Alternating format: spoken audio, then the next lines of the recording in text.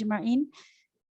Alhamdulillah, syukur kita kepada Allah. Allah masih lagi beri kita kesempatan untuk kita sama-sama dalam program My Tadabbur Time. Ini adalah sesi terakhir My Tadabbur Time. Ada yang komen dah dekat situ, oh ini sesi terakhir ya. Lepas tu ada emoticon nangis kan. Masya Allah, sedih kan. Last sekali dah program My Tadabbur Time. Tapi ini tidak bermakna kita terhenti di sini sahaja kita tadabbur. Sebenarnya tadabbur kita sehinggalah kita akhir hayat kita kan, tadabbur Al-Quran ini. Jadi alhamdulillah, moga-moga dengan perkongsian daripada Ustazah Noni pada hari ini dalam sesi My Tadabbur Time yang terakhir ini, moga-moga dapat menyuntik semangat untuk kita dan hari ini berfokus kepada ibrah untuk wanita insya-Allah dalam surah At-Tahrim. Jadi jika yang mendengar ni juga adalah ayah-ayah kan, ataupun yang belum berkahwin dan sebagainya, insya-Allah moga-moga dia menjadi persediaan untuk kita mendidik anak-anak kita, untuk kita menasihati adik-adik kita dan sebagainya insya-Allah. Jadi yang saya raikan Ustazah Noni, Ustazah Nur Aini Mak Din yang dikenali sebagai Ustazah Noni lah kan. Ustazah Noni, glamournya nama Ustazah Noni. Masya Allah. Alhamdulillah. Assalamualaikum Ustazah. Sihat ya Ustazah? Waalaikumsalam warahmatullahi wabarakatuh. Alhamdulillah sihat Ustazah. Alhamdulillah. Ustazah bersiaran daripada mana ni? Dari rumah di Negeri Sembilan. Oh, Negeri Sembilan. Alhamdulillah. Alhamdulillah. Dan yang saya tak lupa juga kepada semua peserta ataupun penonton My Tadabbur Time yang sedang menonton di FB Live. Alhamdulillah. Sebelum saya serahkan kepada Ustazah, sudilah kita buka dululah kelas kita ni dengan suratul Fatihah.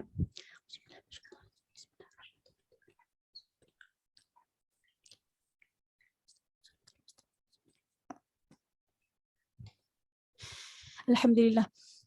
Sedikit pengenalan tentang Ustazah Nur Aini. Nama penuh beliau Nur Aini binti Mak Din, ataupun dikenali sebagai Ustazah Noni. Ustazah Noni merupakan pengasas Arafah Academy.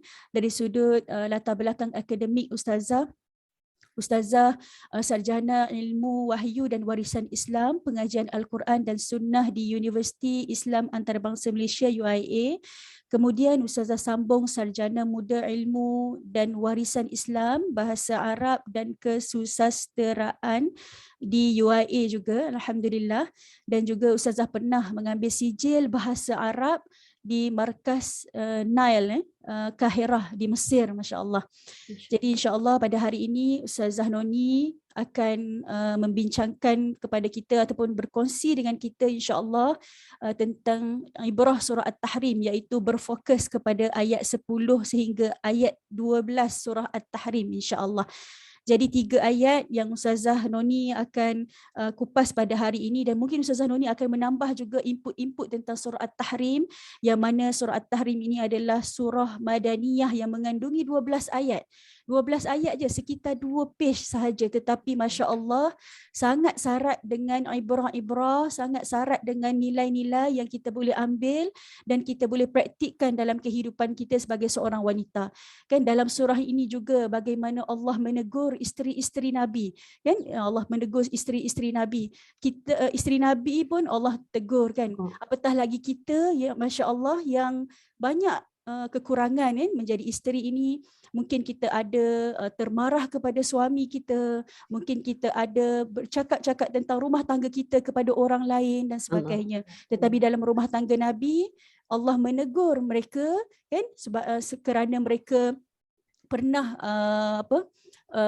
ada konspirasi kan, maksudnya pernah bercakap-cakap tentang rumah tangga mereka dan sebagainya. Jadi Masya Allah, dalam surah At-Tahrim juga ada sifat-sifat wanita, bagaimana sifat-sifat wanita disebutkan: muslimat, mukminat, qanitat, taibat, Masya Allah. Jadi kalau bagi kepada saya ni, nanti lama pula saya bercakap kan tentang surah At-Tahrim ni. Jadi hari ni kita nak dengar insya-Allah perkongsian daripada Ustazah Noni tentang surah At-Tahrim. Jadi saya jemput Ustazah selama sejam insya-Allah untuk berkongsi dengan kita. Falyatafaddal mashkura. Subhanallah, subhanallah. Testing suara. Okey Ustazah? Okey.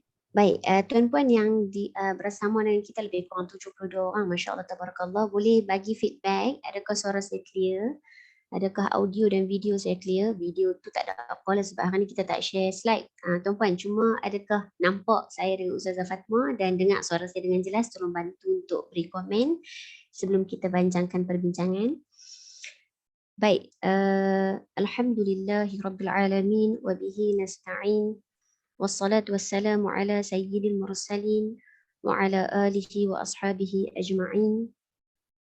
سبحانك لا علم لنا إلا ما علمتنا إنك أنت العليم الحكيم رب اشرح لي صدري ويسر لي أمري واحلل عقدة من لساني يفقه قولي اللهم إنا نسألك علما نافعا ورزقا طيبا وعملا متقبلا اللهم انفعنا بما علمتنا وعلمنا ما ينفعنا وزدنا علما اللهم إنك عفو تحب العفو فاعف عنا وعن والدينا وعن جميع المسلمين والمسلمات والمؤمنين والمؤمنات الأحياء منهم والأموات برحمتك يا أرحم الراحمين وصلى الله على سيدنا محمد وعلى آله وأصحابه أجمعين والحمد لله رب العالمين. Assalamualaikum warahmatullahi wabarakatuh. Yang dimuliakan Ustazah Fatma daripada Mutiara Tadabbur dan jutaan terima kasih juga kepada Mutiara Tadabbur atas kesudian jemputan yang berkongsi ni bukanlah pandai manapun, jauh lagi daripada pandai, cuma tuan-puan apa yang saya nak kongsikan hari ini adalah yang pertama menjadi peringatan untuk saya sendiri dan yang kedua tuan-puan adalah apa yang saya bincangkan adalah apa yang ditinggalkan oleh para ulama terdahulu, para mufassirin, dan saya cuma ambil dan untuk kita sama-sama renungkan bersama, insya-Allah. Semoga Allah terima ini di kalangan amal ibadah kita dalam bulan Ramadan khususnya, insya-Allah. Baik. Tuan-puan dimuliakan, alhamdulillah untuk hari ini subhanallah, terima kasih banyak tuan-puan yang bersama dengan kita hari ini. Ada lebih kurang 80. Saya pun cubalah jadi host juga tuan-puan. Komen, like, komen dan share supaya kawan-kawan kita yang tak sedang lagi kewujudan kita untuk kongsi pagi ni, ajak mereka ramai-ramai untuk kongsi bersama dengan kita, insya-Allah, untuk sama-sama masuk kelas dengan kita hari ini, insya-Allah, secara ringkas. Baik tuan-puan, sedikit gambaran beberapa yang saya nak kongsikan hari ini dengan izin Allah Ta'ala, dengan kefahaman yang diberikan, dengan apa yang saya ambil daripada apa yang dituliskan ataupun dinukilkan oleh para ulama. Tuan-puan, kita nak masuk hari ini perbincangan ayat terakhir, iaitu 3 ayat terakhir daripada surah At-Tahrim. Dan surah At-Tahrim ini, subhanallah, kan Ustazah katakan tadi, ayatnya 12 saja. Ayatnya 12 saja. Maksud saja tu bukan kita meremehkan. Tetapi kalau nak bandingkan dengan surah-surah yang lebih banyak ayatnya itu, sudah jelas ia lebih sedikit. Tetapi tuan-puan, Al-Quran bukan cerita tentang mana panjang, mana pendek ataupun mana tebal, mana nipis. Setiap satu perkataan itu ada perbincangan yang lanjut yang disebutkan oleh para ulama, sehingga setiap satu perkataan itu pun kalau kita dapati betul-betul dalami, hayati dan renungkan, kita akan dapat ibrah. Maka sedikit sebanyak surah ini berada pada kedudukan 66 di dalam Al-Quran, tuan-puan. Surah terakhir dalam juzuk ke-28. Kalau tuan-puan tengok sebelah dia dah masuk surah juzuk ke-29, surah ke-67, surah yang tuan-puan lazimi ketika sebelum tidur. Masya-Allah, tabarakallah, sebagai mengikut sunnah Nabi sallallahu alaihi wasallam. Tuan-puan, surah At-Tahrim ini ada ayat 12 ayat, maafkan saya. Apa yang kita akan bincangkan secara kasar, insya-Allah, dalam 1 jam ini, saya bahagikan sekitar 4 ayat ini, 3 ayat, 4 karakter wanita yang kita akan lihat.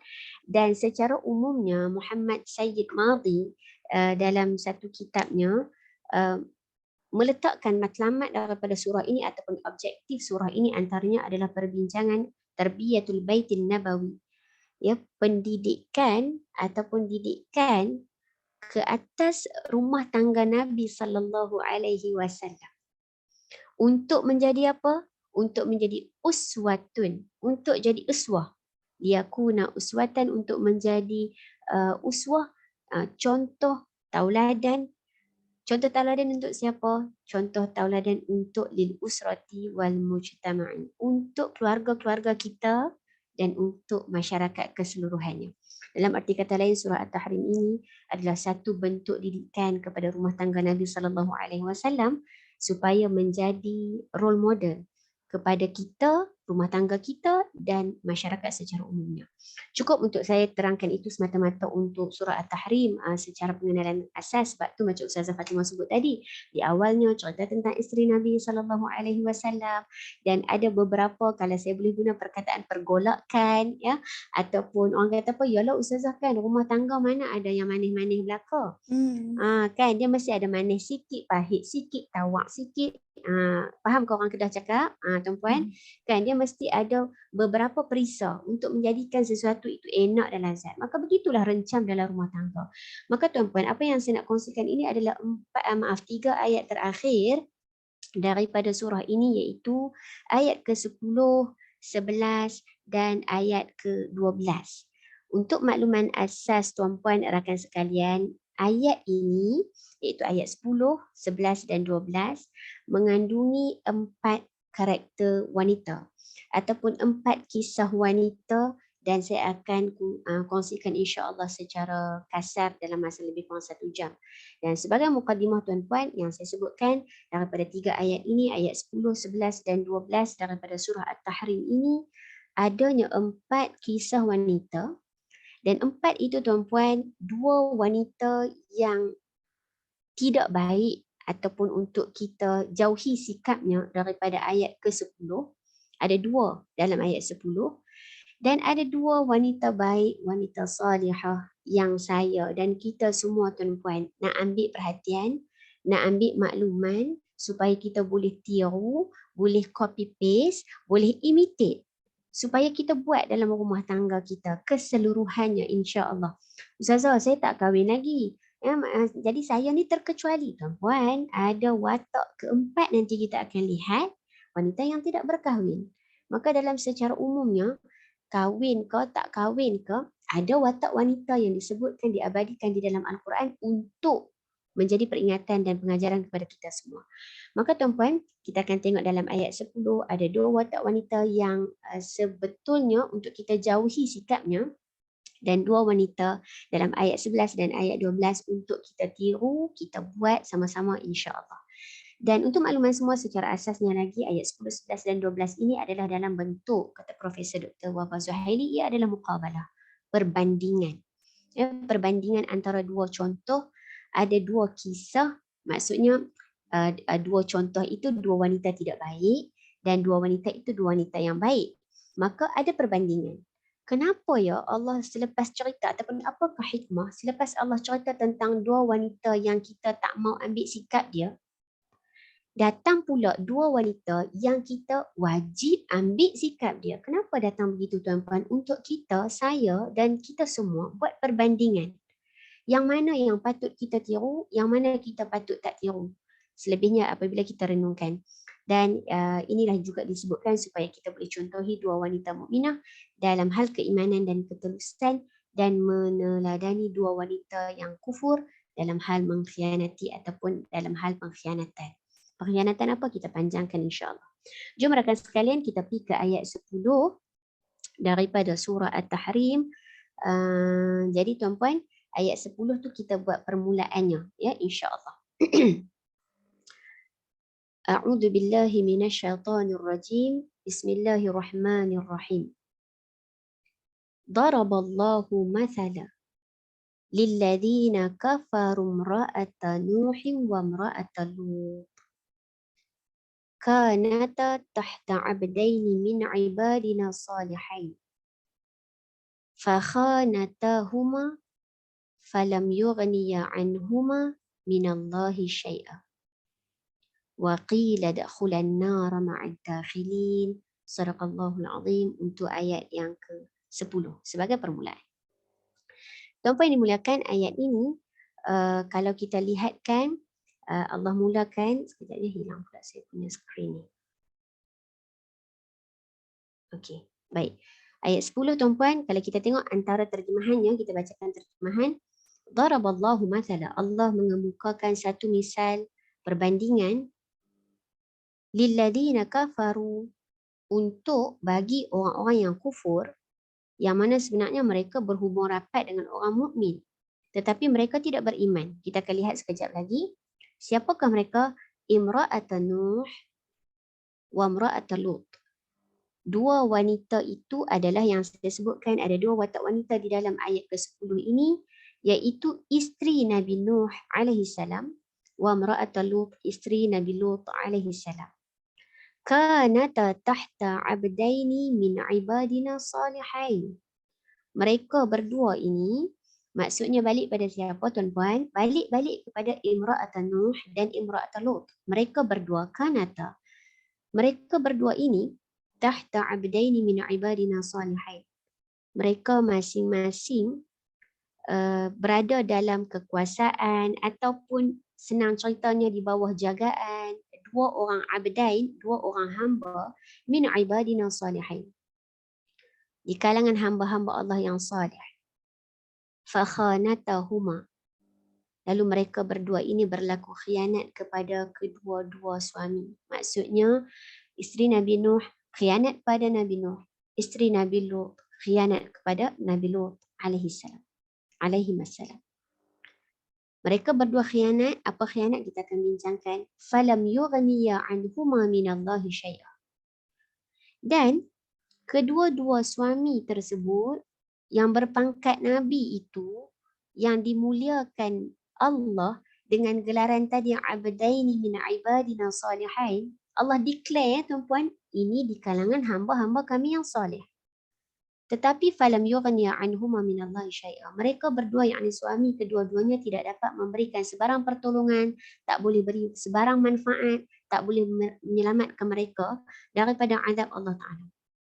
Wa qila dukhulan nar ma'ad dakhilin, dan akan dikatakan sebaliknya, dikatakan kepada mereka berdua pada hari pembalasan, masuklah kamu berdua ke dalam neraka bersama orang-orang yang masuk ke situ.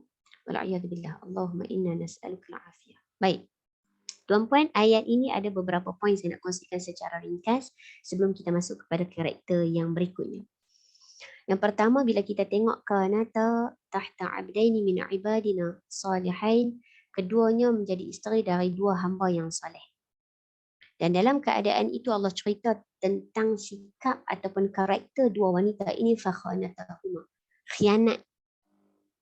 Dan khianat ini tuan-puan, untuk makluman, tolong beri perhatian, bukan daripada sudut kecurangan ataupun fahisyah, berbuat tidak baik, curang ataupun dalam bahasa-bahasa lain yang kita tak seronok nak sebut, maksudnya apa, menduakan ke apa semua. Itu bukan maksud khianat di sini, tetapi fakhanatahuma, kedua-dua mereka, wanita ini mengkhianati kedua-dua suaminya daripada sudut tidak sekufu dalam keimanan.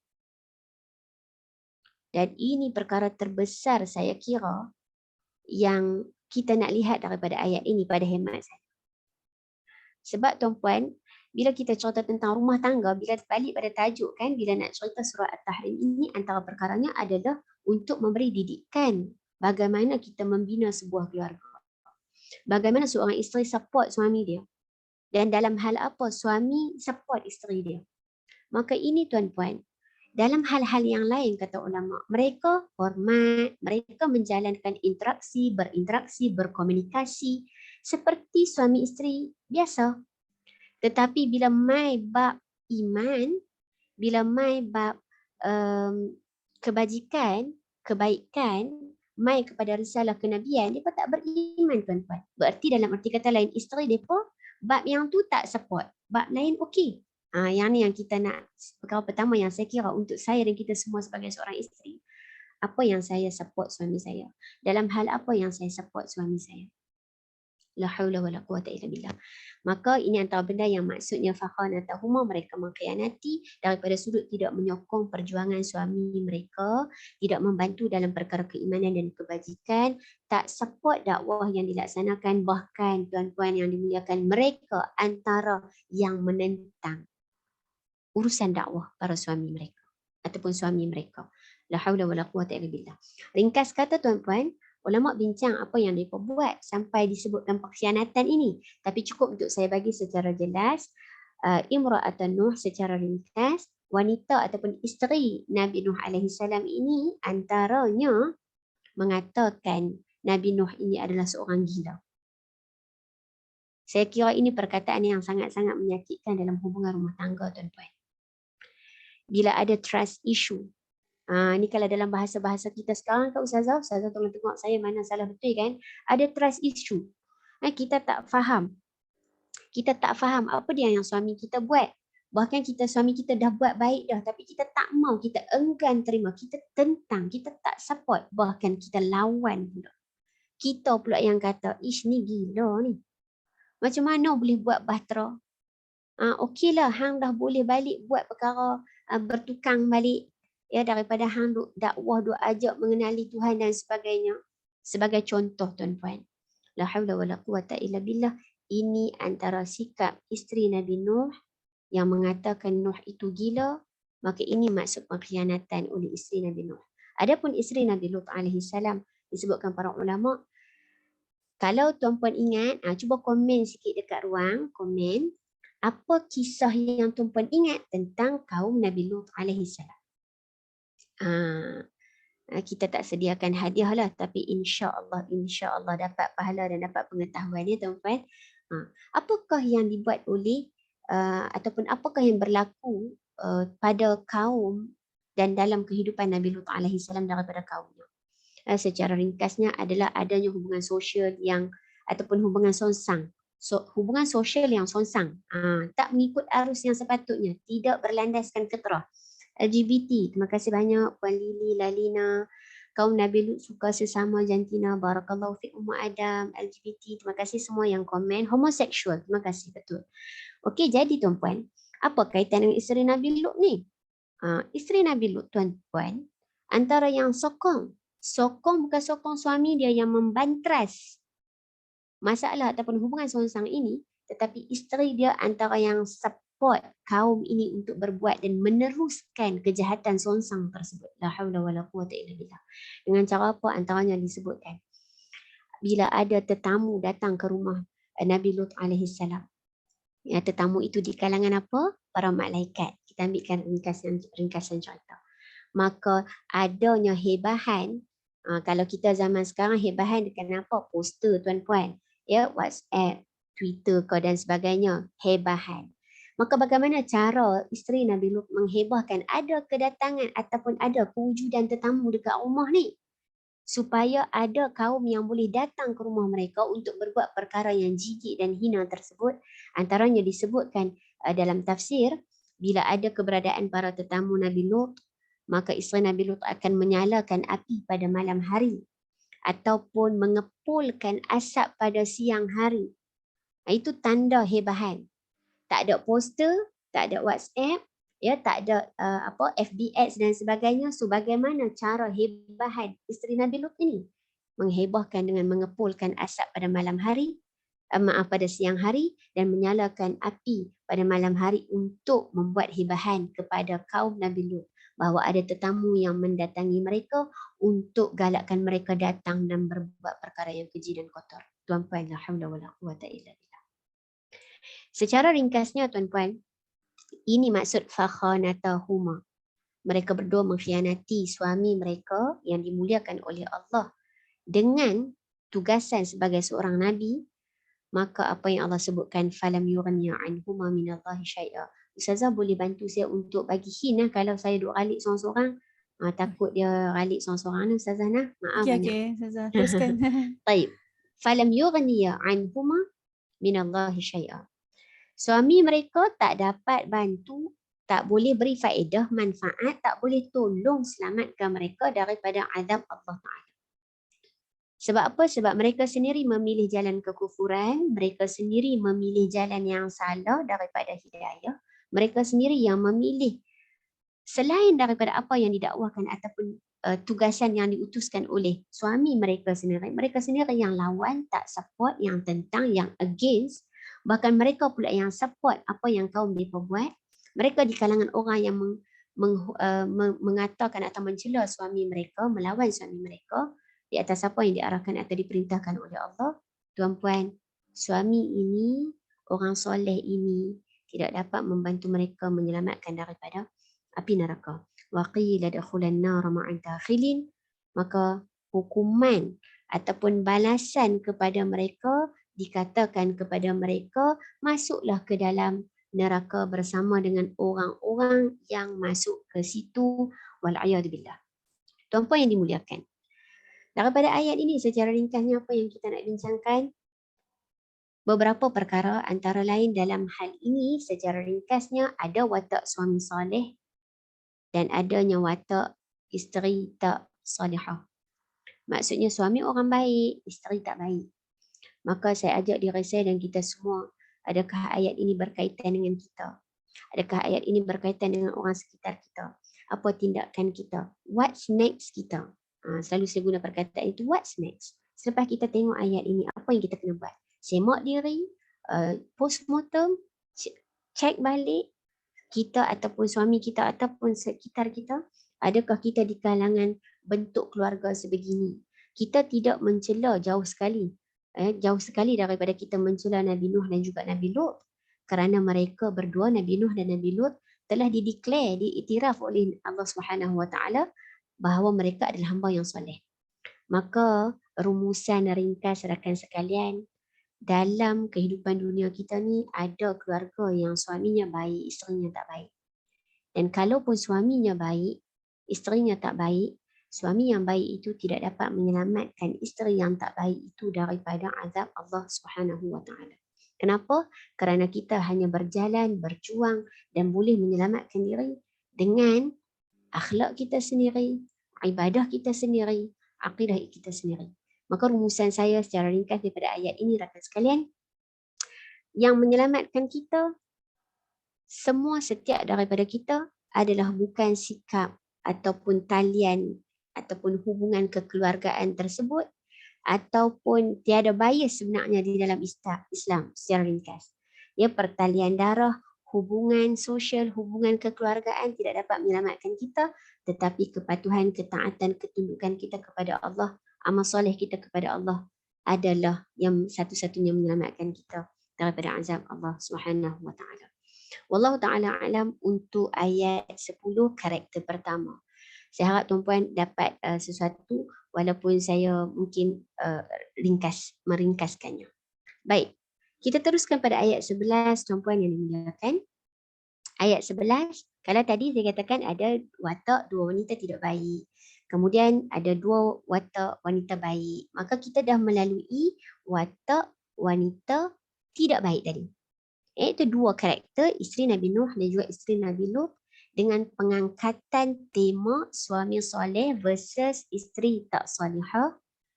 Pertalian darah tidak dapat menyelamatkan kita daripada terkena azab Allah Ta'ala. Satu-satunya yang menyelamatkan kita adalah amal soleh. Tiada bias di dalam Islam. Ini beza kita hidup kat dunia dengan akhirat, tuan-puan. Kalau dekat dunia, barangkali bias itu dapat menyelamatkan kita. Chronism dapat menyelamatkan kita. Kabel dapat menyelamatkan kita. Tapi untuk urusan akhirat, semua itu tidak berguna. Satu-satunya amal soleh yang akan membantu kita. Baik, terus tuan-puan, jom kita pergi pada ayat yang ke-11. Bismillahirrahmanirrahim. وَضَرَبَ اللَّهُ مَثَلًا لِلَّذِينَ آمَنُوا امْرَأَةَ فِرْعَوْنَ إِذْ قَالَتْ رَبِّ ابْنِ لِي عِندَكَ بَيْتًا فِي الْجَنَّةِ وَنَجِّنِي مِنْ فِرْعَوْنَ وَعَمَلِهِ وَنَجِّنِي مِنَ الْقَوْمِ الظَّالِمِينَ. Sadaqallahul Azim. Baik, tuan-puan, subhanallah. Selamat datang ke karakter yang ketiga. Karakter ketiga, secara umumnya ada 4 karakter wanita dekat 3 ayat ini. Tapi ini adalah karakter ketiga. Dan ini adalah karakter pertama, wanita baik, yang kita nak bincangkan. Sebenarnya banyak karakter-karakter wanita yang dicontohkan di dalam Al-Quran, tuan-puan. Banyak dan banyak. Dan menjadi kewajipan untuk saya dan kita semua, khususnya sebagai seorang muslimah, mukminah, untuk mengkaji watak-watak ini. Kenapa? Adakah sekadar kita tahu sebab Al-Quran bukan buku sejarah? Oh, tahu. Berlaku benda ni. Tak, bukan habis dekat situ. Dia mesti kita apply. Itulah baru namanya tadabbur, kan? Betul tak, Ustazah? Yang tadabbur, kita renung, kita faham, kita fikir, kita gunakan segala potensi yang Allah berikan kepada kita, akal fikiran, hati, ya, yang disebutkan sadrun fuad, qalbun fuadun lubbun, nak menjadi ulul albab. Blend semua tu, tuan-puan, untuk kita bawa keluar ibrah dan juga peringatan. Maka selamat datang ke karakter pertama wanita merujuk kepada 3 ayat di dalam surah At-Tahrim, karakter wanita baik yang kita semua kena tiru tuan-tuan.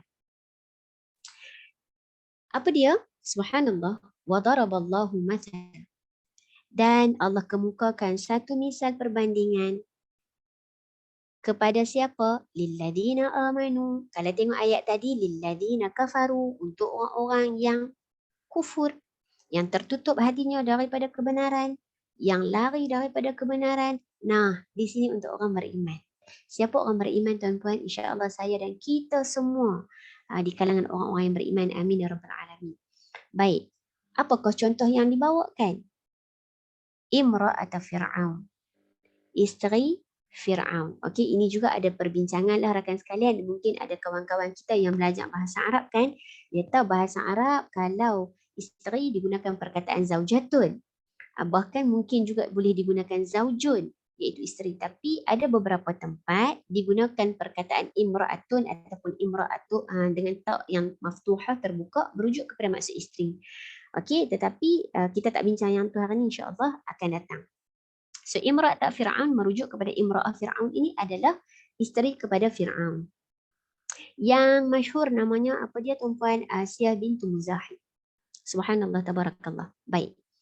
So kita pegang dah karakter dia siapa ataupun siapakah wataknya imra'ah Fir'aun. Tengok tuan-puan, idza qalat, apabila dia berkata, ketika mana ia berkata, Rabbi bnili indaka baitan fil jannah. Ini sebenarnya adalah doa tuan-puan. Ini kita tengah masuk ke doa isteri Fir'aun. Dan saya akan ceraikan atau cerakinkan dalam 3 frasa. Frasa pertama, Rabbi bnili indaka baitan fil jannah. Frasa kedua, wa najjini min fir'auna wa amalih. Frasa ketiga, wa najjini minal qaumidh dhalimin. Ini adalah sepotong doa yang dibacakan oleh imra'at Fir'aun. Dan very powerful tuan-puan. Very powerful untuk menyuntik semangat kita sebagai seorang wanita, sebagai seorang isteri. Yang macam kita sebutkan, rumah tangga mana tak ditiup angin, ya, ataupun tak dihujani dengan kepelbagaian perisau, sudah tentu. Dan ini antara doa yang boleh kita lazimi dengan izin Allah Ta'ala supaya kita lazim dengan faham. Kita buat dengan faham. Baik.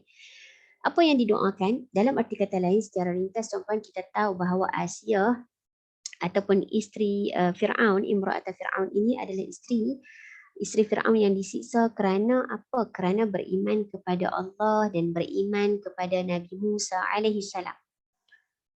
Dan beliau disiksa, dicederakan, didera dengan siksaan yang keras. Apa tujuannya? Kenapa Fir'aun dan konco-konconya menyakiti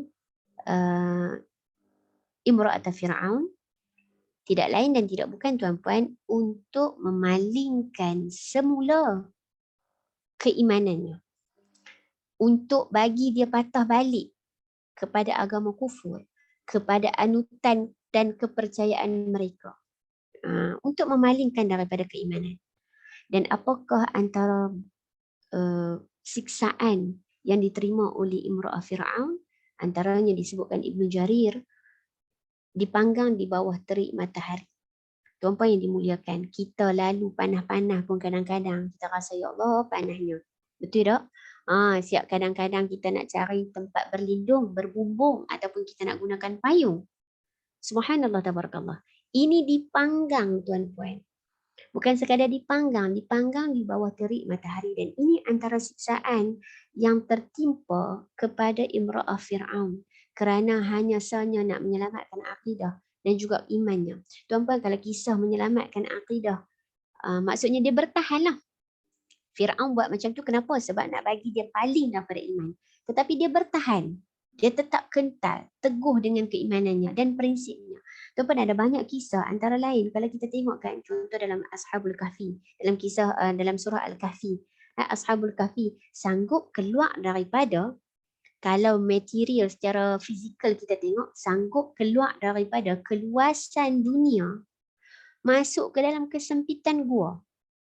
Ni kalau kita tengok material ataupun secara fizikal, dunia ataupun istana tu lebih luas berbanding dengan gua.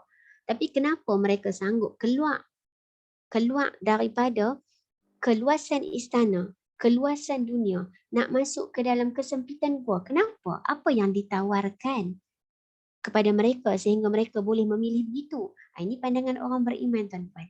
Pandangan orang beriman, ya, bukan seperti keluar daripada keluasan istana masuk ke dalam kesempitan gua, tidak. Tetapi orang beriman, Ashabul Kahfi, melihat keluar daripada kesempitan istana, kesempitan dunia, masuk di dalam keluasan gua. Ini luar biasa, tuan-puan, dengan kacamata iman. Ya, begitu juga yang kalau kita boleh belajar daripada Imra'at Fir'aun. Barangkali saya sebutkan, kita tak sanggup. Barangkali kita tak sanggup sebab apa? Nak kena panas-panas. Zaman sekarang orang perempuan pula kadang-kadang kan nak pakai panas, dah pakai macam-macam kan supaya kita bertahan daripada sesuatu terik panas yang mencederakan dan sebagainya. Itu ikhtiar, tak ada masalah. Tapi nak bagi tahu, kadang-kadang kita ada ketidaksanggupan. Tapi Imra'ah Fir'aun memilih untuk sanggup. Tak apalah disiksa pun. Dan inilah doanya, tuan-puan. Apa dia? Ketika mana dia berkata dalam keadaan dia disiksa itu, berkata, Rabbi bnili indaka baitan fil jannah. Tuan-puan yang dimuliakan. Maksudnya apa? Wahai Tuhanku, binakanlah. Kita baca terjemahan dulu, tuan-puan. Binakanlah untukku sebuah rumah di sisimu dalam syurga. Ini frasa pertama. Saya bahagi tadi kepada 3 frasa, tuan-puan. Frasa pertama sehingga fil jannah. Frasa kedua sehingga wa'amali. Frasa ketiga sehingga al-qawmil zalimin. Frasa pertama, kalau ikut terjemahan, ya, wahai Tuhanku, binalah untukku sebuah rumah di sisimu dalam syurga. Itu terjemahan, tuan-puan. Tapi kalau kita tengok struktur ataupun penyusunan ayat yang sebenar di dalam Al-Quran menurut ayat ini, indaka mai dulu, baru baitan. Kalau terjemahan tadi, tuan-puan cuba tengok terjemahan. Kalau tuan-puan tengok terjemahan, binalah untukku sebuah rumah di sisimu. Betul kan?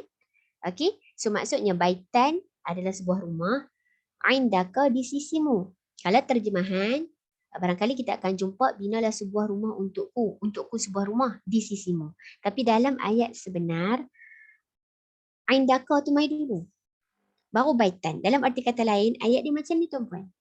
Wahai Tuhanku, binakanlah untukku di sisimu sebuah rumah di dalam syurga. Jelas, tuan-puan? Okey, berarti dengan lafaz ini, Asiyah atau Imra'ah Fir'aun minta indaka dulu. Baru terangkan apa yang dia nak tu. Baitan fil jannah. Maka ini antara yang menjadi perbincangan di kalangan para ulama tafsir, tuan-puan. Apa hikmah at-taqdim wa ta'khir ini? Maksudnya kenapa didahulukan indaka? Kenapa dikemudiankan baitan? Maka kalau tuan-puan ingat ada satu formula. Contoh untuk kita yang nak beli rumah, nak cari rumah kan, tuan-puan? Al-jaru qabla ad-dar. Pilih jiran dulu. Tengok community dulu. Tengok masyarakat dulu. Baru pilih rumah. Al-jar qabla ad-dar. Tengok jiran dulu. Tengok masyarakat setempat dulu. Tengok community dulu. Dan itu sememangnya menjadi formula kita nak beli rumah. Tak? Betul kan? Nak sewa rumah ke apa semua. Sebab kita tengok dulu. Oh, roommate kita ni okey tak? Ya, duduk dekat mana? Baru kita pilih juga. Okay? Dan ini sebenarnya formula yang sebenar, tuan-puan. So maksudnya apa? Disebutkan ulama tafsir dalam ayat ini, Rabbi bnili, wahai Tuhan, wahai Allah, binakanlah untuk aku indaka di sisimu baitan fil jannah, sebuah rumah di dalam syurga. Para ulama kata, yang pertama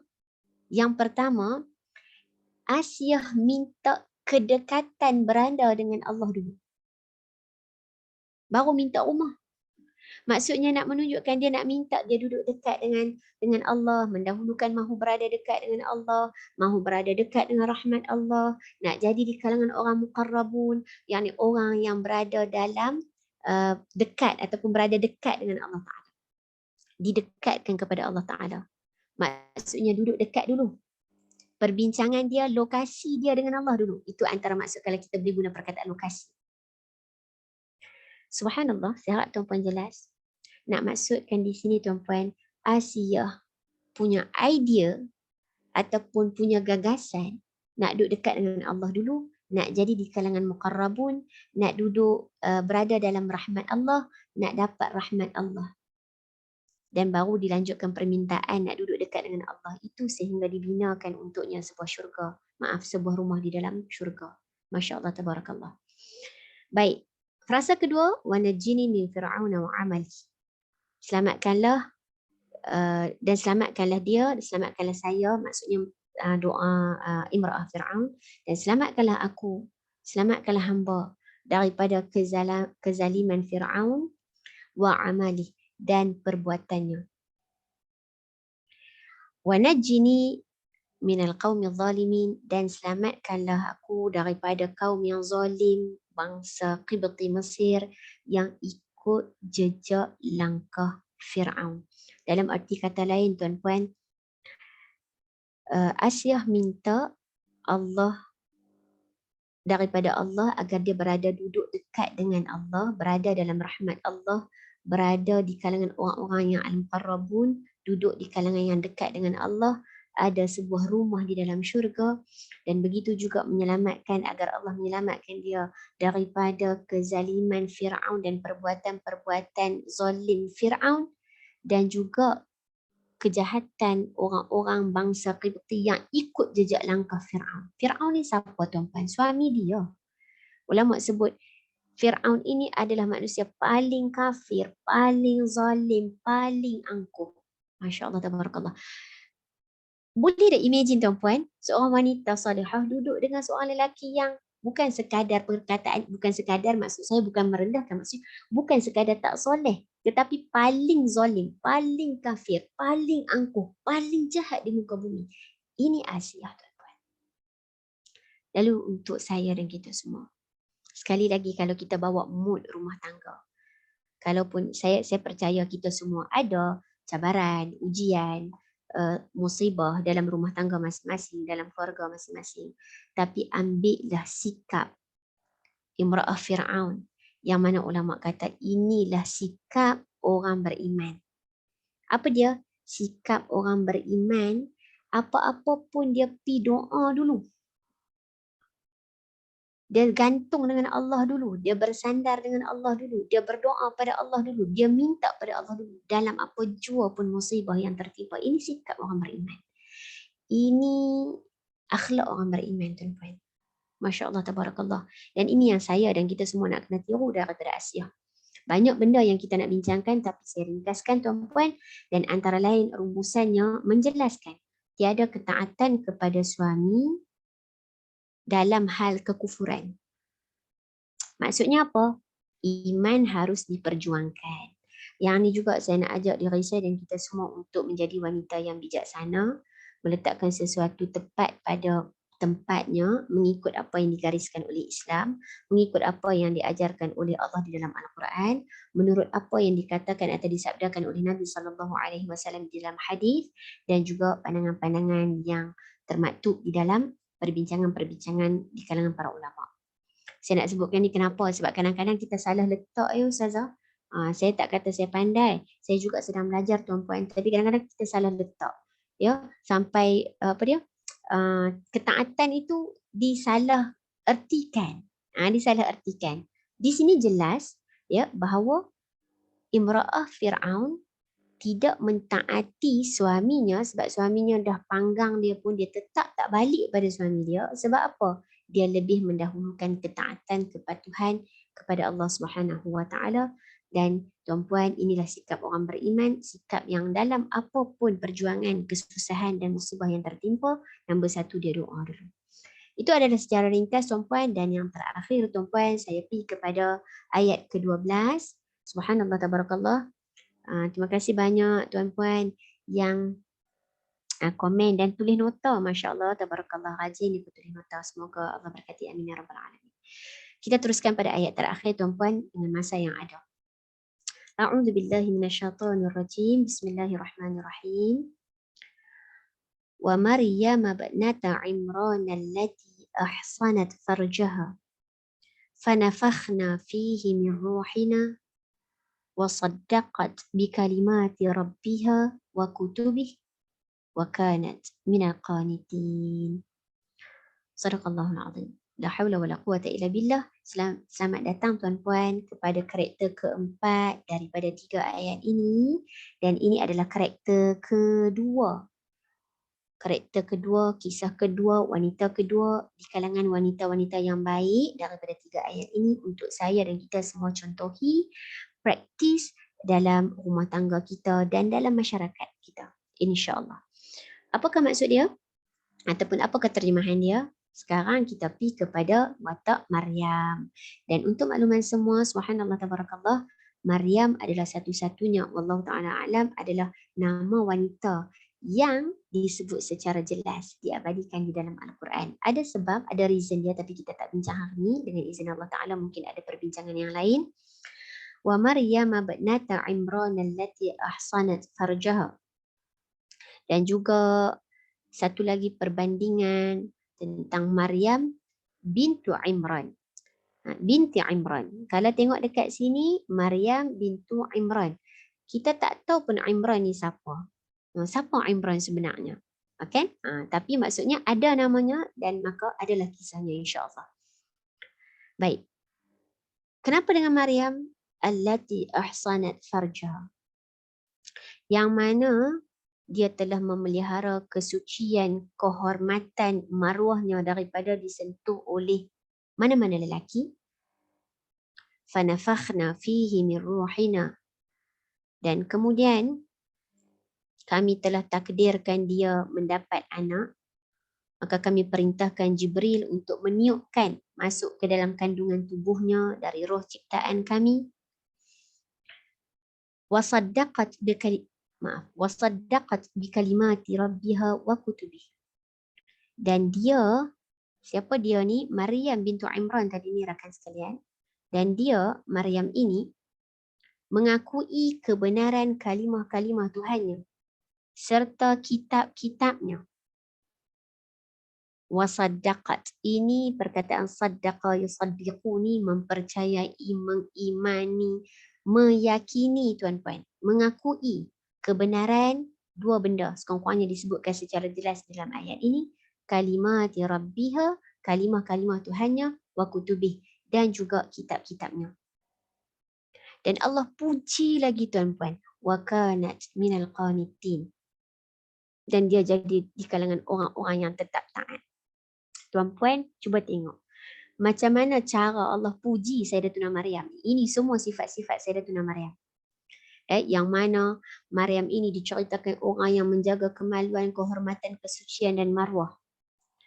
Dan dalam keadaan ditakdirkan mendapat Nabi Isa ataupun mendapat Isa alaihi salam sebagai anaknya. Dalam keadaan dia dah menjaga, dah puji dah sebelum tu. Dia memang menjaga kehormatan. Ya, tidak terlibat dengan apa-apa hubungan. Tapi Allah takdir dia dapat anak. Dalam keadaan dia dapat anak pun tuan-puan. Wasaddaqat bikalimati rabbiha wa kutubihi. Dia percaya kepada Allah. Dia tetap beriman kepada kitab-kitab Allah. Dan dia tetap taat dan patuh kepada Allah Subhanahu Wa Taala. Tuan-puan tak payah pergi jauh lagi. Saya tanya diri saya dan kita semua. Dalam keadaan satu perkara kita tertimpa musibah. Kita ada ujian-ujian kehidupan. Kita ada ujian-ujian rumah tangga. Kita ada ujian-ujian berliku-liku perjalanan kita dalam karier kita, dalam pendidikan kita, dalam segala jenis yang tak mampu saya sebutkan sebab banyak sangat urusan dunia kita, tuan-tuan. Dalam setiap perkara yang kita tertimpa, adakah ataupun bagaimanakah keadaan keimanan kita kepada Allah Subhanahu Wa Taala? Itu persoalan yang saya nak ambil daripada kita baca terjemahan dulu, tuan-tuan. Walaupun Sayyidatuna Maryam diberi satu pemberian, saya sebutkan pemberian, diberi satu pemberian yang tak logik akal lah kalau ikut kita kan Ustazah kan, tak logik akal. Beliau tak berkahwin tuan-puan, jauh sekali daripada buat perkara-perkara tak baik, dah sah-sah Allah puji ahsanat farjaha. Dia jaga kemaluan, kehormatan dan maruah dia. Jadi tiba-tiba bila malaikat mai habaq nak dapat anak, dia nak kena fikir jauh juga tu tuan-puan. Tapi macam mana Allah puji dia? Wa kanat minal qanitin. Dia tetap di kalangan orang-orang yang patuh, taat, tunduk tuan-puan. Ini mahal tuan-puan. Macam mana nilai kita, saya sebut pada saya, macam mana nilai saya bila Allah uji saya sesuatu perkara. Apa nilai ketakwaan saya? Apa nilai keimanan saya? Adakah tetap saya beriman kepada Allah dengan sebenar-benar iman atau saya mula menyalahkan takdir? Saya dah tak beriman kepada Allah Al-Qadir, Al-Qadir, Al-Muqtadir. Saya dah tak beriman dah. Kenapa? Sebab tertimpa musibah. Berbanding dengan Sayyidatuna Maryam, dapat anak dalam keadaan tidak berhubung dengan sesiapa pun, tapi tetap berkanat minal qanitin. Tuan-puan, ini nilai yang mahal untuk saya dan kita semua. Subhanallah, tabarakallah. Baik, saya perkenalkan sedikit Maryam dengan masa yang berbaki tuan-puan. Ayahnya bernama Imran. Imran ni dekat mana? Dalam surah Ali Imran. Okey, nama maknya tak disebut, tetapi disebutkan Imrah atau Imran. Penggunaan perkataan imra'ah juga ada dalam surah Ali Imran. Nanti tuan-puan turun balik cari. Dan juga seperti yang saya sebutkan, satu-satunya watak wanita yang disebut secara jelas namanya di dalam Al-Quran. Ada banyak watak wanita isteri, watak isteri kepada Nabi SAW disebut di dalam Al-Quran, namun tidak disebut secara jelas. Kita tak tahu pun siapa. Nama Khadijah tak ada, nama Sayyidatuna nama Sayyidatuna Fatimah tak ada, Sayyidatuna Aisyah tak ada, nama Hafsah tak ada. Bukan maksudnya tidak dimuliakan. Dia macam ni tuan-puan, bila kita deal dengan Al-Quran, ada sebab kadang-kadang ada sebab Allah sebut nama, ada sebab Allah tak sebut nama. Yang penting nama disebut atau tak disebut, yang penting kita nak deal dengan Al-Quran ni sebab apa? Sebab nak dapat pengajaran dan peringatan. Okey, seorang wanita juga yang dengan namanya diabadikan sebuah surah. Namanya surah apa tuan-puan? Surah Maryam. Surah Maryam berada pada kedudukan sekitar surah Al-Isra, surah Al-Kahfi, surah Maryam, surah An-Nur, itu sekitar dia. Dalam lebih kurang 17, 18 sehingga 20-an begitu. Okey, ada surah Maryam. Begitu juga tuan-puan, beliau adalah seorang wanita yang dipelihara oleh Nabi Zakaria alaihissalam, dicontohkan juga dalam surah Ali Imran, dan dikurniakan, ini kisah Sayyidatuna Maryam sebelum tak tuan-puan. Supaya kita tak beralasan, tak apalah Sayyidatuna Maryam tu dia ada anak. Saya tidak tuan-puan, sebelum ada anak pun Sayyidatuna Maryam, maksudnya sebelum dikurniakan Nabi Isa pun, Sayyidatuna Maryam ni memang terkenal sebagai seorang yang mengabdikan diri kepada Allah Ta'ala. Dia ada khulwah dia ada mihrab dia bersendiri. Dalam arti kata lain, ada satu ketika Nabi Zakaria masuk ke dalam mihrabnya melihat ada makanan-makanan yang tidak mengikut musim. Menunjukkan, itu antara kisah ringkas lah, menunjukkan dia memang spend masa dia tuan-puan. Ya, beliau memang spend masa beliau untuk menyendiri, untuk beribadah sepenuhnya kepada Allah. Apatah lagi setelah dikurniakan Nabi Isa alaihissalam. So saya nak menangkis, kadang-kadang kita buat alasan ni, Ustazah, saya lah. Saya nak balik pada saya dan kita semua. Kadang-kadang kita mungkin buat alasan, ya, tadi kisah isteri tak solihah, lepas tu isteri solihah, kemudian seorang ibu. Saya ni watak yang single ni dekat mana, Ustazah? Watak single di mana-mana tuan-puan. Secara umumnya kita belajar daripada semua watak bab keimanan. Sebenarnya tema secara asas dalam rumah tangga. Baik, seorang wanita yang didatangi Jibril alaihissalam, seorang ibunda yang melahirkan seorang anaknya ataupun bayinya, iaitu Nabi Isa, yang mana melahirkan tanpa disentuh mana-mana lelaki, tidak melalui perkahwinan. Apatah lagi melalui selainnya. Wal'iyazbillah. Semoga kita terselamat daripada selainnya juga. Dan anaknya akan kembali menentang Dajjal. Baik, tuan-puan, saya pergi sikit frasa yang ada untuk masa yang berbaki. Bila kita tengok tadi, allati ahsanat farjaha, yang ni Allah cerita tentang sifat dia tuan-puan. Sifat siapa? Sifat Maryam ni. Memelihara, menjaga kemaluan, kehormatan, maruah, kesucian diri daripada lelaki.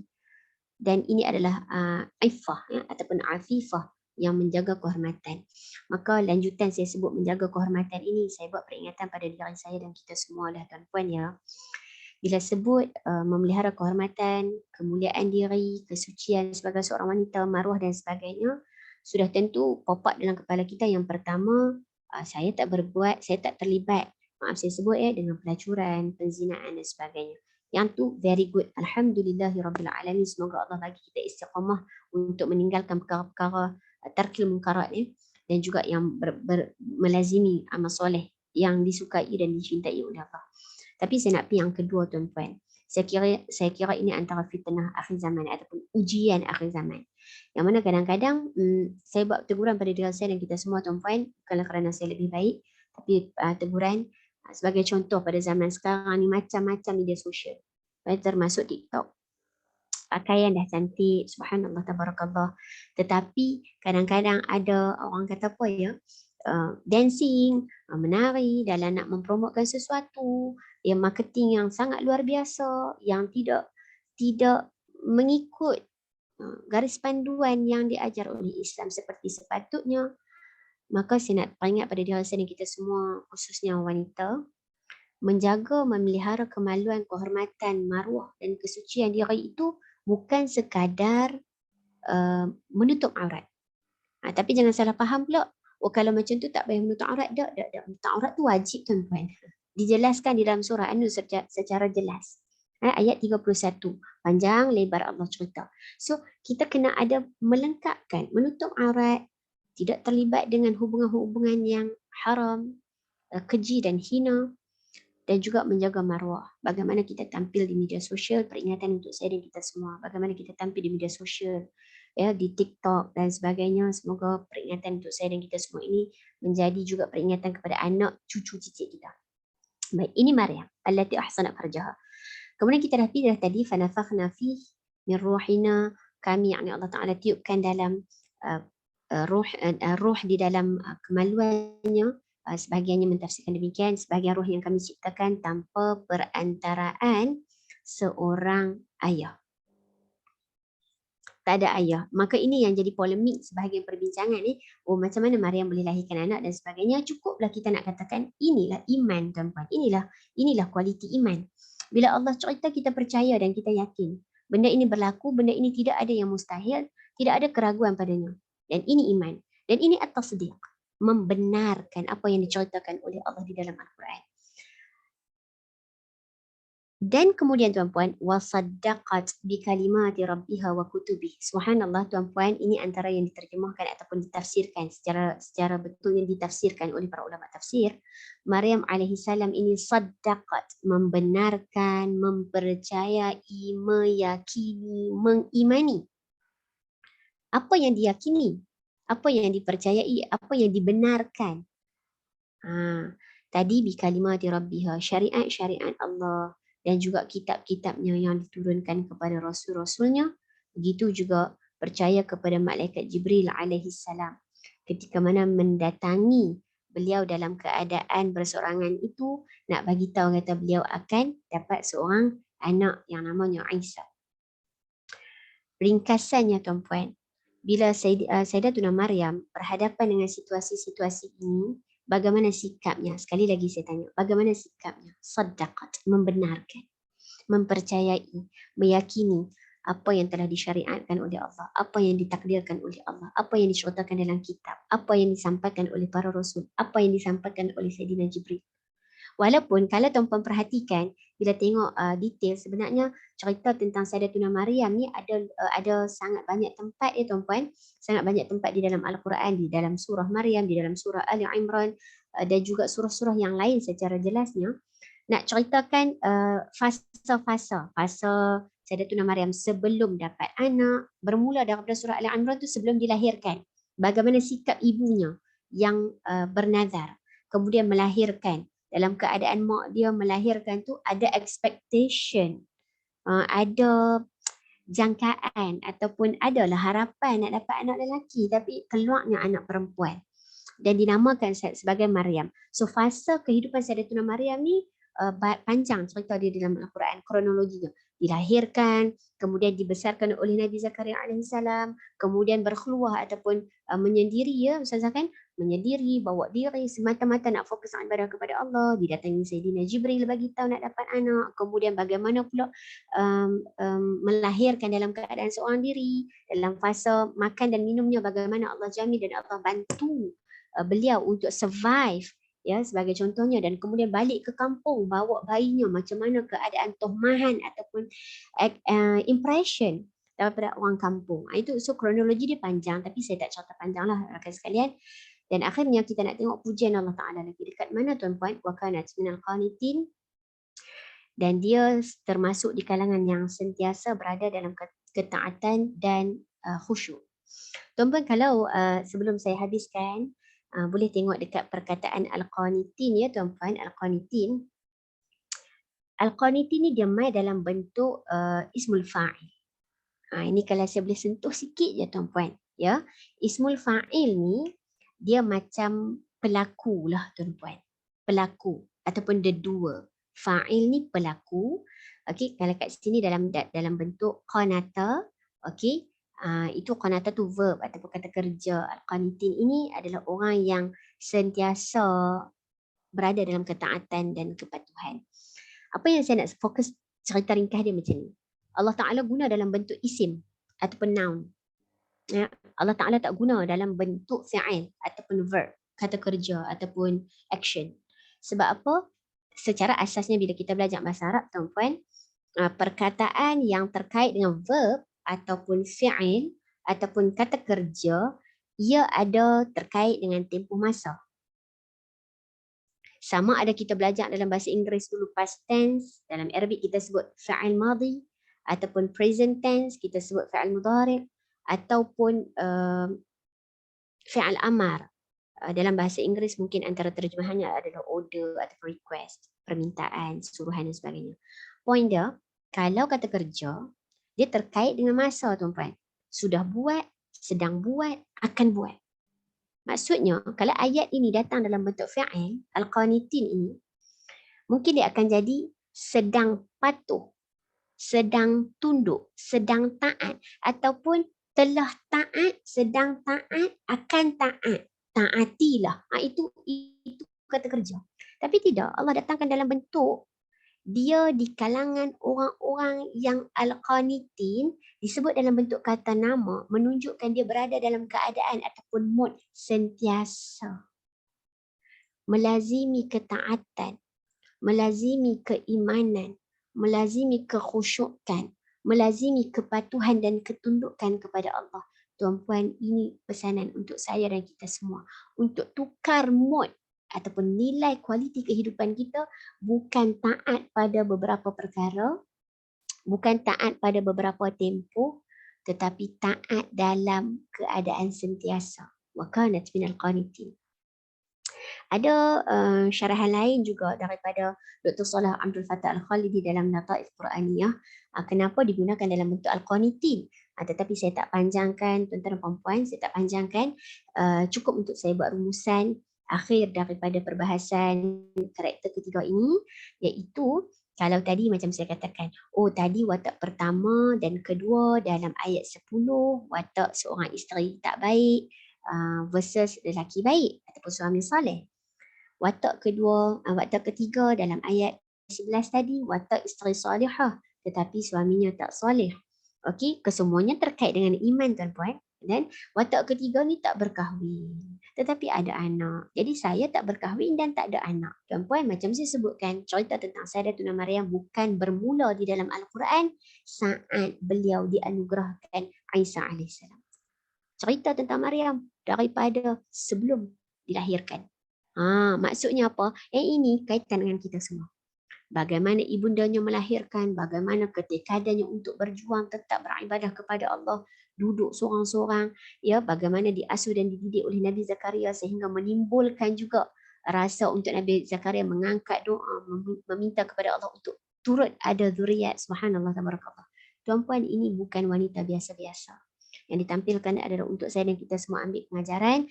Dan akhirnya tuan-puan, wanita mukminah, bila kita rumuskan cerita tentang Sayyidatuna Maryam, wanita mukminah tanpa suami atau tidak menjadi isteri lagi, so sesuailah untuk kita semua. Jangan kita kata, saya tak terkait dengan ayat ini ada anak, saya tak ada anak. Tidak. Kisah tentang Maryam macam saya sebutkan bermula daripada maknya bernazar lagi. So tolong ambil perhatian.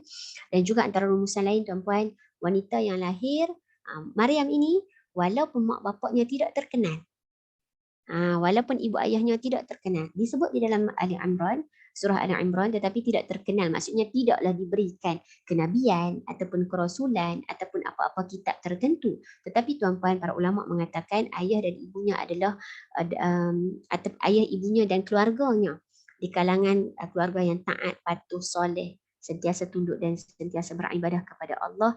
Lalu mungkin kita boleh kata macam ni tuan-puan, suasana, budaya, keluarga Sayyidatuna Maryam dilahirkan itu daripada mak dan ayah yang penuh dengan ketaatan, kekhusyukan dan ketundukan, maka ini juga galakan untuk saya dan kita semua agar membina ketundukan, biah kepatuhan, kekhusyukan di dalam rumah tangga, moga-moga menurun kepada anak-anak. Dan yang terakhir, tuan-puan yang dimuliakan, sebagai ringkasan kesemua benda yang saya ceritakan tadi, apapun saya ambil daripada apa yang dikarang ataupun ditinggalkan oleh para ulama bukanlah kerana kepandaian dan kebijaksanaan saya sendiri, tuan-puan. Saya sebut secara ringkasnya untuk saya dan kita semua sebelum saya serahkan kepada Ustazah Fatimah dan Mutiara Tadabbur. Tuan-puan, di dalam Al-Quran ada sangat banyak watak lelaki dan perempuan. Lelaki dan perempuan. Para nabi, para rasul dan orang biasa. Jangan kata, oh dia tak apalah nabi. Oh dia tak apalah isteri nabi. Tak. Bukan tuan-puan. Dalam Al-Quran Allah cerita tentang lelaki dan perempuan. Dalam Al-Quran Allah cerita tentang para nabi, para rasul dan orang biasa. Di dalam Al-Quran Allah cerita tentang perjuangan, dakwah, penyampaian dan cabaran. So semua ini cerita dia rakan sekalian bukan untuk kita lalu secara pantas tetapi untuk kita renungkan. Dan itulah sebenarnya apa yang Allah sebutkan secara akhirnya di dalam surah As-Sad 38 ayat 29. A'udzubillahi minasyaitonirrajim. Bismillahirrahmanirrahim. Kitabun anzalnahu ilaika mubarak liyadabbaru ayatih waliyatadzakkara ulul albab. Sadaqallahul azim. Al-Quran ini adalah sebuah kitab yang kami turunkan kepadamu wahai Muhammad dan disifatkan dengan mubarak. Banyak faedah, banyak kebaikan, banyak manfaat. So rugi siapa yang tak ambil manfaat daripada Al-Quran. Saya pesan pada diri saya dan kita semua.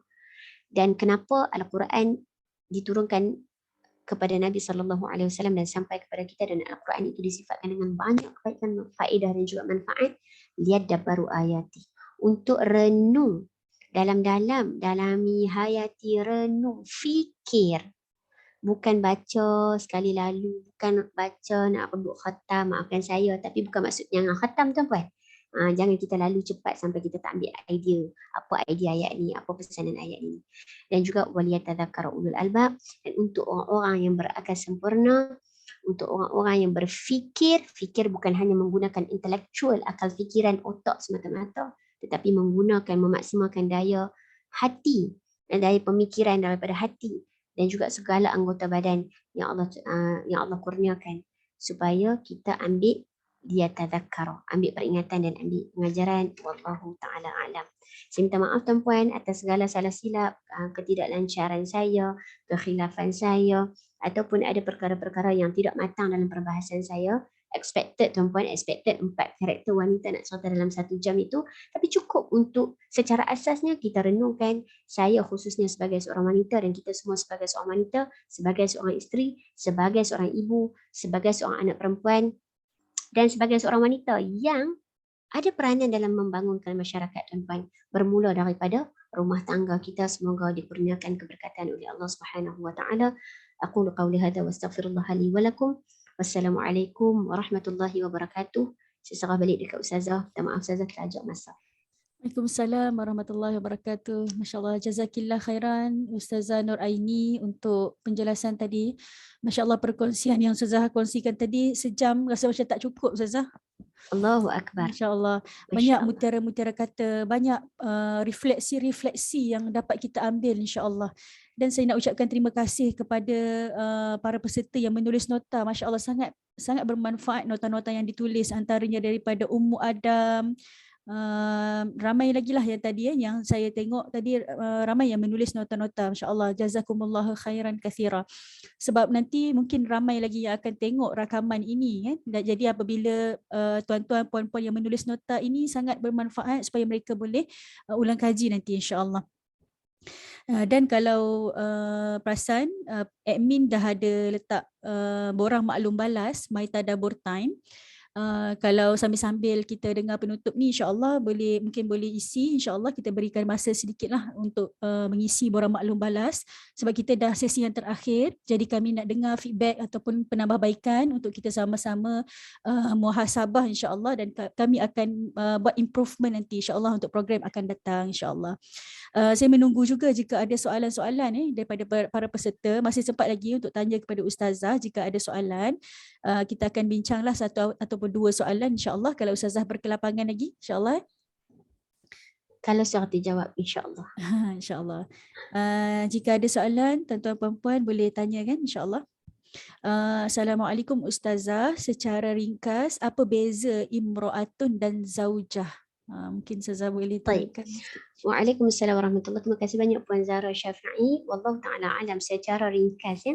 Kalau kita tengok perbahasannya banyak, bahkan imra'atun ni pula ada dua ejaan ya Puan Zahra. Dengan tak marbutah, tak simpul, bulat itu, ataupun tak maftuhah, tak terbuka. Dan itu juga ada perbincangan, perbezaan dia. Subhanallah, tabarakallah. Jadi banyak lagi benda kita nak belajar daripada Quran ni kan tuan-puan. Tapi secara ringkas, imra'atun juga disebutkan wanita yang berkahwin. Cuma kalau kita tengok pattern, kalau saya boleh guna terma pattern Al-Quran ketika mana menggunakan perkataan imra'atun ini merujuk kepada isteri orang besar, sebagai contohnya Fir'aun. Ya, dan juga beberapa sebagai contoh penggunaan lain ataupun isteri Fir'aun, isteri Imran, isteri apa lagi? Imra'ah juga, Imra'ah Al-Aziz, dan juga wa mra'atuhu hammalatal hatab, imra'ah ataupun isteri kepada Abu Lahab. Maka sebenarnya antara rumusan dia adalah isteri-isteri orang yang memiliki jawatan ataupun orang besar lah, mempunyai kedudukan ataupun jawatan yang tinggi, ataupun itu antaranya, ataupun mempunyai kedudukan yang tinggi bukan daripada sudut jawatan seperti Fir'aun, tetapi kenabian seperti isteri Nabi Nuh dan juga isteri Nabi Lut tadi kan, penggunaan imra'ah juga. Dan juga ada juga pernah saya buat bacaan pattern ini juga, imra'ah ini juga daripada satu sudut, maksudnya adalah kerana tidak berlaku sekufu di dalam rumah tangga. Ini antara pandangan-pandangan yang dikemukakan oleh para ulama. Maksudnya tadi antaranya imra'ah maksudnya yang suaminya memiliki jawatan ataupun kedudukan yang tinggi, sebagai contoh Fir'aun. Fir'aun ni bukan nama tuan-puan. Fir'aun ni dia macam maharaja dah. Dia macam daripada sudut keduniaan nampaklah dia tu ada jawatan. Begitu juga isteri-isteri yang mempunyai kedudukan yang tinggi dalam nilai agama, dalam sisi agama, di sisi agama, sebagai contoh isteri Nabi Nuh tadi dan isteri Nabi Lut. Tetapi juga ada perbahasan di kalangan para ulama yang mengatakan imra'ah ini adalah daripada sudut tidak sekufu. Tidak sekufu dalam perkahwinan ini tuan-puan. Dia bukan sekufu. Kadang-kadang dalam bahasa kita sekufu ni macam dia kaya, kawan ni kaya. Yang ni yang ni ada PhD, yang ni ada PhD. Yang ni handsome, yang ni cantik. Itu kadang-kadang pemikiran kita yang memahami itulah sekufu dalam rumah tangga. Sebenarnya tidak. Sekufu yang dimaksudkan kalau kita tengok sekufu daripada sudut agama. Maka begitu juga kalau kita tengok tadi ayat 10 digunakan perkataan imra'ah. Tidak menggunakan perkataan zaujah, nak merujuk kepada isteri Nabi Nuh dan isteri Nabi Lut. Itu tidak sekufu daripada sudut iman dengan Nabi Nuh dan juga Nabi Lut. Begitu juga imra'ah Fir'aun tidak sekufu. Saya gunakan perkataan tidak sekufu kerana ada kekurangan bila mana imra'ah Fir'aun dia orang baik tapi suaminya pula sebaliknya.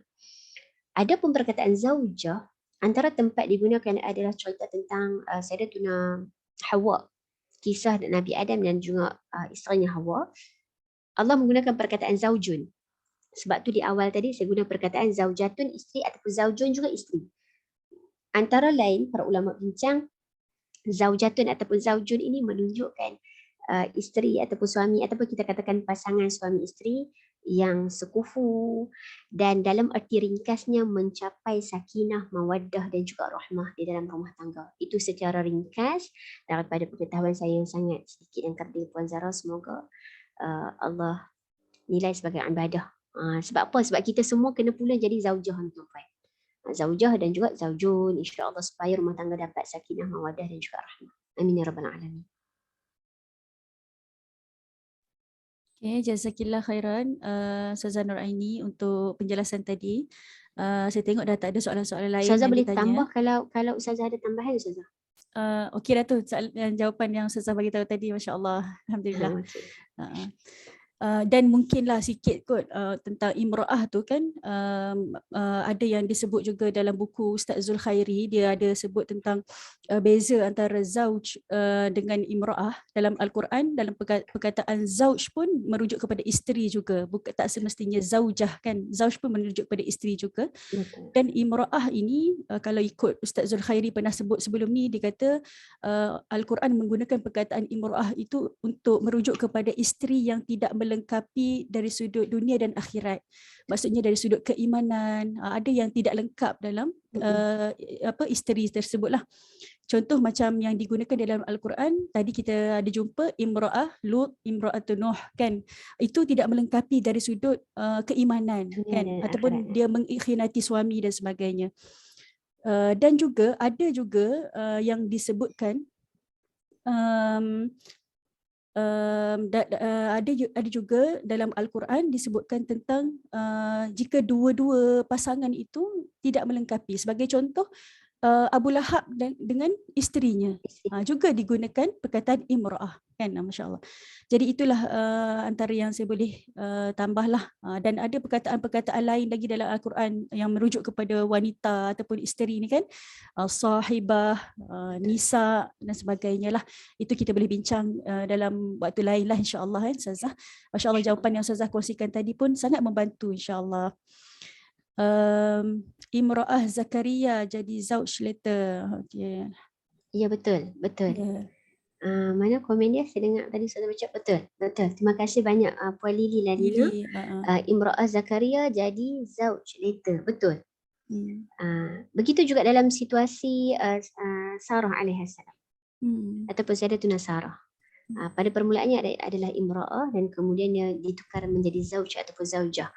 Maksud saya kata tadi tak sekufu ataupun bahasa yang diharmonikan oleh Ustazah Fatimah tadi adalah ada kekurangan ataupun ketidakseimbangan sama ada di dunia ataupun juga di akhirat. Maksudnya ada sedikit kekurangan di dalam kehidupan rumah tangga itu pada sudut jasmani barangkali, fizikal, dan kemudian Allah tukar situasi itu menjadi zaujun ataupun zaujah. Alhamdulillah. Jazakillah khairan Ustazah Nuraini, Mak Din untuk perkongsian tadi. Masya Allah, banyak ilmu yang kita dapat daripada Ustazah, dan moga-moga ilmu inilah kita akan praktikkan dalam kehidupan kita. Insya Allah moga-moga jadi pahala jariah untuk Ustazah kerana berkongsi dengan kami. Alhamdulillah. Jadi kita dah di penghujung program My Tadabbur Time. Saya nak ucapkan terima kasih kepada semua peserta yang mengikuti pada sesi hari ini dan juga sesi sebelum-sebelum ini. Sebanyak 9 sesi My Tadabbur Time. Ada yang mengikuti semua sesi. Masya Allah, saya ucapkan tahniah kepada semua. Dan saya mohon juga kepada semua peserta untuk mengisi borang maklum balas untuk My Tadabbur Time. InsyaAllah untuk improvement kami nak dengar juga daripada peserta ada apa-apa kekurangan daripada pihak kami, dan insyaAllah untuk next program nanti kita akan improve insyaAllah. Jadi jazakumullahu khairan kathira kepada semua. Jazakillah Ustazah. Jadi kita tutuplah insyaAllah program kita pada hari ini dengan suratul As dan tasbih kafar. Subhanallah.